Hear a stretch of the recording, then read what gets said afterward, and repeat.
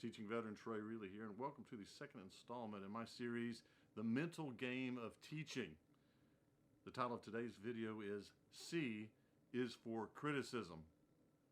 Some of the most miserable people that I know are those that are ultra sensitive. More commonly, we would say that they have a thin skin, whereas most of the most successful people that I know have what we would call a thick skin. That means they know how to handle criticism. And I think one of the most important points I can make in this whole video today is to make sure that you realize is that handling criticism isn't just ignoring it.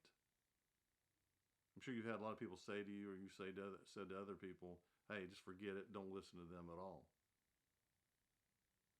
But handling criticism is not just ignoring it. It's having the self-confidence, the belief in yourself to listen to the criticism, to evaluate the criticism, and then maybe accept certain parts of it and dismiss other parts of it based on its merits. When we totally ignore criticism, many times we lose nuggets of truth that might help us actually improve. There might be some truth in the criticism, even if a lot of it we can dismiss outright as not being true. And when we ignore the criticism outright, we lose an opportunity to grow and to improve. So how do you handle criticism? I've got 4 suggestions for you today. Number 1, have a real strong sense of self-awareness. Another term you might use for this is self-criticism. Now, I'm not talking about beating yourself up over things and constantly second-guessing yourself, but fully acknowledging your shortcomings and implementing plans to improve yourself in those areas.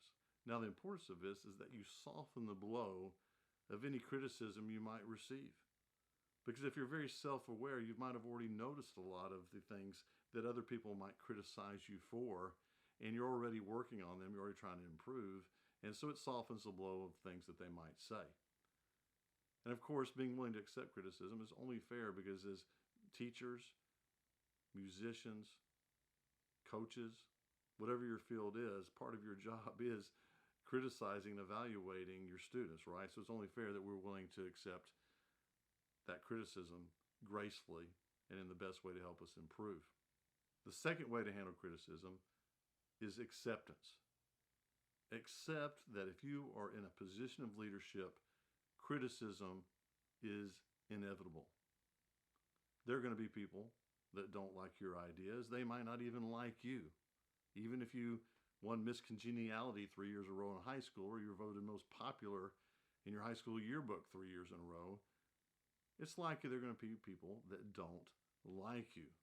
Accept that as inevitable. Thirdly, put distance between yourself and any positions that you hold that are being criticized. Retired 4-star general and former Secretary of State Colin Powell once said that you should avoid having your ego so close to your position that if the position falls, your ego goes with it. It's important to remember that your position is something that you believe, it's not who you are. And if you don't get so close to that position, if the position fails, you live to fight another day and tackle that particular problem from some other angle. Number 4, the less you can take things personally, the better off your life's going to be. One of my favorite aphorisms is, never ascribe to malice what can be attributed to stupidity. And I love that quote because I really do live by it. Because there's a lot of situations where people really are not out to get you. They're just being ignorant or stupid. They don't know any better. In other words, instead of assuming the worst of intentions on somebody else's part, just assume they didn't know any better. And number 5, I think I said I was going to do 4, but I'm throwing in a bonus here. Accept the fact that there are going to be those who invest little and know little who criticize. And I hope you don't mind, but I want to read a quote from one of our greatest presidents, Theodore Roosevelt. And this might be his most famous quote. I've seen it all over the place. Maybe you've heard it, but if you haven't, I think you'll fall in love with it like I have, that speaks to this. It is not the critic who counts, not the man who points out how the strong man stumbles, or where the doer of deeds could have done them better. The credit belongs to the man who is actually in the arena, whose face is marred by dust and sweat and blood, who strives valiantly, who errs, who comes up short again and again, because there is no effort without error and shortcoming, but who does actually strive to do the deeds, who knows great enthusiasms, the great devotions, who spends himself in a worthy cause, who at the best knows in the end the triumph of high achievement, and who at worst, if he fails, at least fails while daring greatly, so that in his place shall never be with those cold and timid souls who never knew victory nor defeat. You know, I believe the real tragedy of mismanaging criticism is that it just chips away at your resolve. You start to doubt yourself, and it makes you want to give up.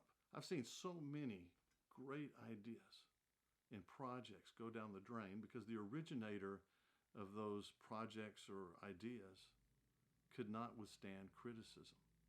So I hope some of the things I've said today will help you out. If you've got great ideas, great projects, work to develop that thick skin that you need to be successful. Believe in yourself, believe in your ideas, handle that criticism, and get out there and do some great things.